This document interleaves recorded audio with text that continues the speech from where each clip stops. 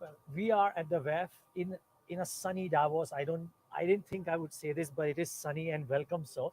But the question is, for the economy at large, is it sunny? This time is different. It's a phrase which is often used or misused, and I would love to talk to somebody who's got the pulse of the IT industry and businesses at large about whether this time is indeed different. He needs no introduction. Mr. CP Gurnani joins us on the sidelines of the WEF. Mr. Gurnani, great talking to you. Thank you for joining us. I think it's a beautiful contrast. It is sunny and it is cold. Uh, I mean, -5, -6. And I think the economy is exactly the same contrast. You travel to US, all airline seats are taken, uh, the pricing is much higher, all hotels are busy, all restaurants are busy, and most restaurants are also saying they have Vacancy. vacancies. And at the same time, you open a newspaper, again the contrast. The retail sales have been record high in November, December, but you are hearing about Fed, maybe they will raise the rates. You're hearing about inflationary pressures.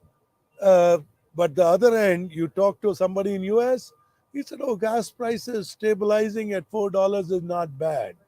The reason is a relief from $5. Yeah, So I think it is a beautiful contrast, sunny but yet very cold. yeah. So, what does a global business like yours or any other global Indian business, and there are a bunch of them out there, do in a scenario wherein the Western Hemisphere is not exactly looking sunny, and you can argue that maybe the Eastern Hemisphere and India in particular might actually be looking okay.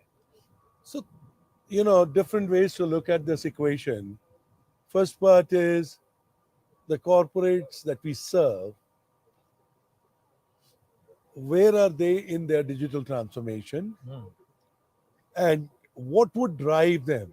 Will it be digital transformation? Will it be cost transformation? Or will it be creating new businesses, digital businesses for growth? So, as far as I am concerned, we do run, change, grow workshops Yeah, with a client. So, in run, we typically work more on cost transformation. In change, we work more on digital transformation. In grow, we talk about investing for future. yeah. So, I think there could be a lag, there could be a quarter of indecision, but overall, the corporates have their own responsibilities to run, change, and grow. And we do want to play a role of a partner. Wow. So you believing a quarter or two at best of indecision. So this whole conversation of maybe it could last 12 to 18 months is not something that you are gauging in your conversations. So I don't think it will be. So when I say quarter or two, it doesn't mean all the companies are going to go into a slow mode. Sure, sure. I mean, there is always one retail company doing better than the other retail company, one airline which needs to buy more than the other company. So my point is, and you also said that there are certain geographies Yeah. which seem to be upbeat. So obviously, the way you look at my revenue mix, number one, 50% US, 25, 26% Europe, and 25% rest of the world. So obviously, out of the 90 countries I operate in, there are only a few countries which will get into a very slow mode. Hmm. Out of the 1250 customers that I serve, very few customers will get into a slow mode. And then third, there's always a new client to be serviced. So I personally feel that Indian tech industry or Tech Mahindra would be able to ride out some of these slow patches.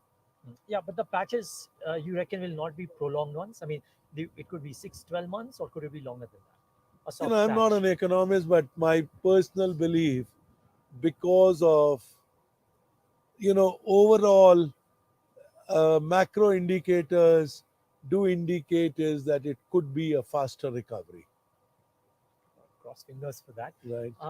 25% of your business in Europe, is that looking like a problem area? Telecom within that, is that looking like a problem area currently? So again, you need to divide the business into B2C and B2B. Okay.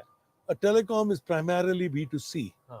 A B2C business, then you have to look at it whether the client will consume that or not. So as far as I'm concerned, in my B2C business, telecom client will consume. Okay. Number two, a airline, transportation, warehousing, logistics will consume. banking, they will consume the B2C part. On the B2B part, there could be a slowdown, but we need to adjust to that. I mean, as I said, it's a now we use data sciences to guide us in many of our decisions, and I'm just giving you a glimpse of that in the way we look at market. We don't look at just the broad headlines. Mr. Gurnani, even if quarter three were to turn out to be soft, what I'm gauging via this conversation with you is that you're not sounding cautious or cautiously optimistic.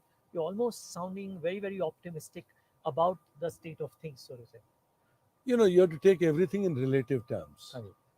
Relative terms are that most of us 2 months ago, sitting on the same coffee table, would have said nuclear situation Mhm. in Mhm. 2 or 3 geographies. We would have just been discussing the prolonged impact of Ukraine war or natural gas situation in North America, in particularly Europe.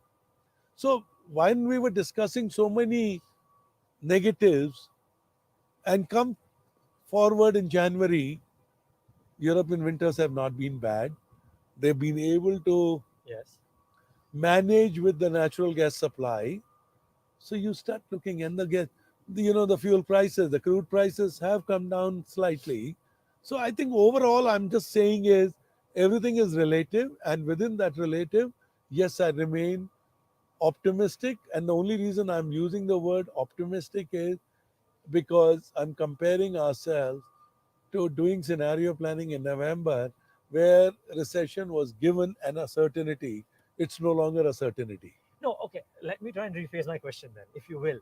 Uh, Back in November, I'm just using numbers as an example. Back in November, if you are preparing for an X percent of growth because things were looking very bleak, maybe you are looking at X plus something. But that relative again to the growth rates that Indian IT and you have been used to might be much lower. Would that be a fair assessment or no? So again, so let me give you the same answer in a different words. Sure. You know, a friend of mine, a CEO of a Western company, he asked me a question. Oh man, in US we talk about how well India is doing. Hmm. Now, on one day, we had projected a 9% growth. Today, we project a 6.5% growth.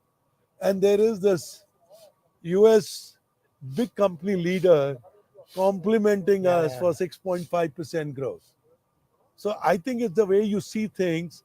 All I'm requesting is that there could be a quarter or two where some of the industry may be out of sync, but overall, the need for technology, for absorption of newer technologies like cloud or an AI or a data or an automation is so high that the net businesses will be more digital buyers, and that's why I'm confident about the future or the next few quarters of Indian IT.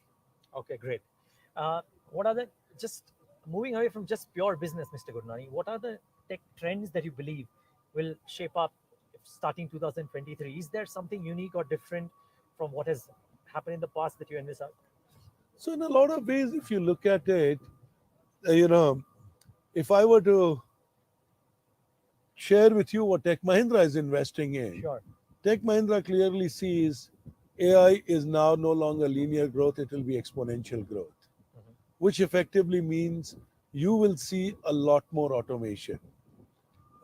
Number two is, we are very heavily focused on customer experience management.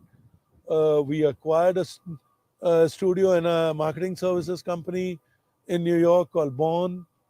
It's growing almost 100% year on year, purely because not only the digital channel, but the new digital channels like Metaverse. Number third is with all this data load, the connectivity, 5G is definitely a reason why we are feeling more optimistic about connected solutions and connected world, and also secure world. I mean, we invested in cybersecurity. So overall, I'm just making a point here is connectivity, content, creativity, and the cybersecurity, they all are good technology bets to take. Okay. My final question. No conversation can be complete without talking about talent, workforce, workplace.